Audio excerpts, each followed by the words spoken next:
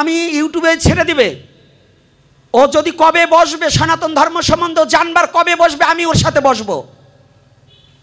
সময় বসবেন, আমাদের থানার প্রশাসনের ভাইরা আছে ওনারা বসবে, আমাদের এমপি সাহেব সহ নেতাকর্মী সহ ওনারা বসবে। হিন্দু মুসলমান, তুমি তো ভালো কোনটা মন্দ কোনটা তুমি তো নিজেই জানো। আর তুমি তো বেঈমান, জাতীয় বেঈমানের খাতায় নাম লিখিয়েছো। অর্থাৎ তুমি সৃষ্টিকর্তার সাথে বেঈমানি করেছো, তুমি তোমার পিতামাতার রক্তের সাথে বেঈমানি করেছো, তোমার বাবাকে অস্বীকার করেছো, যে বাবাকে অস্বীকার করেছে জারস।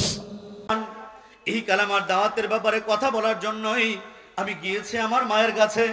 দেখতেছেন আমরা তিনটা ভাই মুসলমান, কিন্তু আমাদের দুঃখিনী মা এখনো হিন্দু অবস্থায় পড়ে আছে।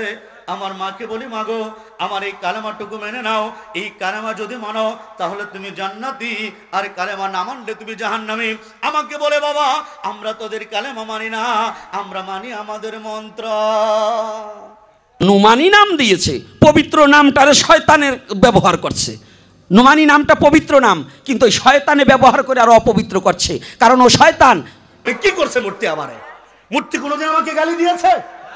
এই যে কত হিন্দুরা আমারে কত গালি দেয়, কিন্তু কই কোনোদিন তো মূর্তি আমাকে একটা গালি দেয় নাই। দিছে? দিতে পারবো তো দিব করতে। তাই নুমানি সাহেবরা আমি বলতে চাই, পারলে কিছু হাদিস কোরআন দেখে আলোচনা কইরেন, একটু ভালো করে ধর্ম শিখেন, শয়তানি বজ্জাতি বাদ দিয়ে ধর্মের পথে মানুষকে, আপনি ভালো আছেন আপনার পাবে থাকেন, শয়তানি বাদ দেন, না হইলে আপনি শয়তান নাম্বার 1। আর কিছু বলবো না, আর ওদিকে যাবো না। এখনো হিন্দু অবস্থায় পড়ে আছে। আমার মাকে বলি, মাগো আমার এই কালেমাটুকু মেনে নাও, এই কালেমা যদি মানো তাহলে তুমি জান্নাতি, আর কালেমা না মানলে তুমি জাহান্নামী। আমাকে বলে, বাবা আমরা তোদের কালেমা মানি না, আমরা মানি আমাদের মন্ত্র। তারা কি মানে? মন্ত্র মানে, কালেমা তারা বিশ্বাস করতে চায় না। আমি বলি, মাগো যদি কালেমা অস্বীকার করি তাহলে আমরা কি মুসলমান থাকবো? বলে না। বলে তোমরা যদি মন্ত্র অস্বীকার করো তাহলে তোমরাও তো হিন্দু থাকতে পারবে না। কি কথা বলেন ঠিক কিনা? এখন হিন্দু ভাইদের ব্যাপারে কথা বলতে গেলেই আমার ব্যাপারে অনেক কিছু হয়, তবে আমি সমঝোতার ভিতরে, একবারে সমঝোতার ভিতরে নিট এবং ক্লিন ভাবে, পরিষ্কার ভাবে আমি একটা দাওয়াত আজকে আপনাদের মাধ্যমে মুসলিম ভাইদের কাছে দিতে চাই। ইউটিউবার ভাইরা আছেন, আপনারা একটু প্রচার করে দেবেন ইনশাআল্লাহ। আমার পূর্বদলা এলাকার, আমার পূর্ব ধর্মের যত জাত ভাই আছেন, মনে করেন হিন্দু ভাই যদি 2 লাখ থেকে থাকেন, আপনারা যে কোনো সময় বসবেন, আমাদের থানার প্রশাসনের ভাইরা আছে ওনারা বসবে, আমাদের এমপি সাহেব সহ নেতাকর্মী সহ ওনারা বসবে, হিন্দু মুসলমান সবাই বসবে। আপনারা 2 লাখ হিন্দু ভাইরা এক পাশে বসবেন, আপনাদের ব্রাহ্মণ ঠাকুর ইসকন গুরু যা আছে সন্ন্যাসী সবাইকে নিয়ে বসবেন। আমি উলামায়ে কেরামের দোয়া নিয়া, মুসলমানদের দোয়া নিয়া 2 লক্ষ পূর্বদলার হিন্দুর সামনে ইনশাআল্লাহ আমি ওয়াসিক বিল্লাহ একা বসবো ইনশাআল্লাহ। যদি আপনারা আপনাদের ধর্মের সত্যতা প্রমাণ করতে পারেন আমি মাথা কেটে দিয়ে যাব, আর যদি না পারেন স্ট্যাম্পে লিখিত থাকবে যে আপনাদের ধর্মের প্রমাণ দিতে না পারলে আমার কাছে কালেমা পড়ে মুসলমান হবেন। এই কথা যদি রাজি থাকেন, যে কোনো মুহূর্তে গোটা পূর্বদলার হিন্দুরা আমার পাশে বসেন, তখন দিকে কার ধর্মে কি আছে আর কি নাই। পারেন তো শুধু পুলিশের ভয় দেখাইতে, পারেন তো শুধু অস্ত্রের ভয় দেখাইতে, পারেন তো শুধু ভারতের দাদাদের ভয় দেখাইতে। যদি আপনাদের হিম্মত থাকে, আপনাদের ধর্ম সত্য হয়, পূর্বদলার হিন্দুরা একদিন আমার সাথে বসেন, আমি একা বসবো ইনশাআল্লাহ, একা। আমার প্রত্যেকটা যুব সমাজের ফেসবুক আইডি থেকে লাইভ দেওয়া হবে, প্রত্যেকটা যুব সমাজের ফেসবুক আইডি থেকে লাইভ দেওয়া হবে। শুধু পূর্বদলারা, আমি চ্যালেঞ্জ করলাম গোটা নেত্রকোনা জেলা, চ্যালেঞ্জ করলাম গোটা ময়মনসিংহ বিভাগ, আমি চ্যালেঞ্জ করলাম গোটা বাংলা, আমি চ্যালেঞ্জ করলাম ভারত নেপাল শ্রীলঙ্কা সহ যদি গোটা পৃথিবীর হিন্দুরা আমি ওয়াসিক বিল্লাহর সামনে দাঁড়ায়া এদের ধর্মের সত্যতা প্রমাণ করতে পারে, আমি মাথা কেটে দিয়ে যাবো ইনশাআল্লাহ। আমি জানি এরা পারবে না, ইনশাআল্লাহ পারবে না। এই টেম্পার নাই, কারণ তাদের ধর্ম সত্য না, তাদের ধর্মে শিরকে ভরা। তবে তাদের ধর্মের ভিতরে মুক্তির একটা কথা আছে। এই মুক্তির কথা সন্ধান করার জন্যই যুগে যুগে যুগে যুগে হিন্দু ভাইরা ঘুরেছে। ঘুরতে ঘুরতে ঘুরতে ঘুরতে ব্রাহ্মণ ঠাকুর যারা তাদের মুনি ঋষি, যাদেরকে তারা মানে, এই মুনি ঋষিদের ভিতর থেকে ঘুরতে ঘুরতে ঘুরতে ঘুরতে হঠাৎ করে সবচেয়ে বড় মুনি বেদব্যাস মুনি ঋষি যিনি আছেন, ওই মুনি হঠাৎ করে উষা টেলার সামনে দাঁড়ায়া চিৎকার করে বলতেছে লা। চিৎকার করে কি বলতেছে? লা। লা মানে? লা মানে নাই।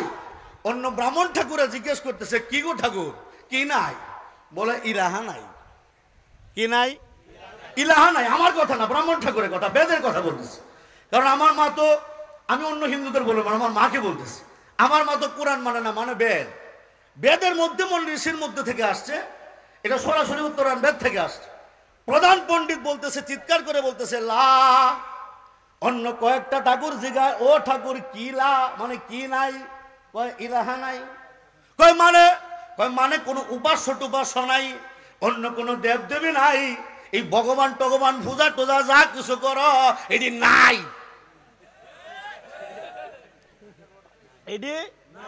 এটি এমনকি হিন্দু ভাইদের ঋগ্বেদের 32 নম্বর অধ্যায়ের 3 নম্বর অনুচ্ছেদের মধ্যে বলা, না তাস্তি প্রতিমা আস্তি, মালিকের কোনো মূর্তি নাই, মালিকের কোনো। এটা আমার কথা না, বেদের কথা।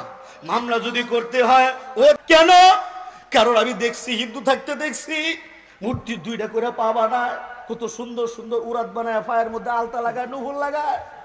কিন্তু বিশ্বাস করেন, আমার দাদাদের এই বানানো কয়তো কোটি কোটি টাকা দামের মূর্তি গুলা, এরা ডাইনেও যাইতে পারে না, বামেও যাইতে পারে না, সামনেও যাইতে পারে না, পিছনেও যাইতে পারে না। আমার শঙ্করপুরের দাদারা যখন মূর্তি বানায়, যখন মূর্তিটির মরার টাইম হয়, মূর্তিগুলা নিজে নিজে মরতেও পারে না। আমার হিন্দু ভাইরা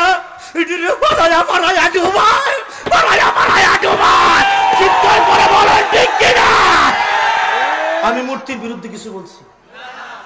দেখছেন অসুখগুলো কত ভালো হয়েছে, এই জাল কাটার ফসল। আমি জেল কেটে ভয় পেয়েছি, মারাত্মক ভয় পেয়েছি। এই জন্য ভয় পাওয়া আমি এত ভয় গেছে,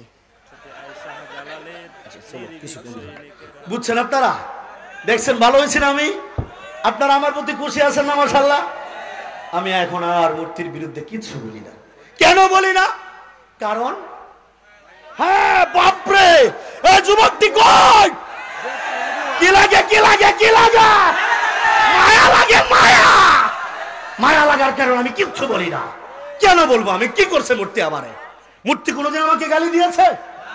এই যে কত হিন্দুরা আমারে কত গালি দেয়, কিন্তু কই কোনোদিন তো মূর্তি আমাকে একটা গালি দেয় নাই। দিছে? দিতে পারবো তো দিব করতে। কথা বলেন ঠিক কিনা?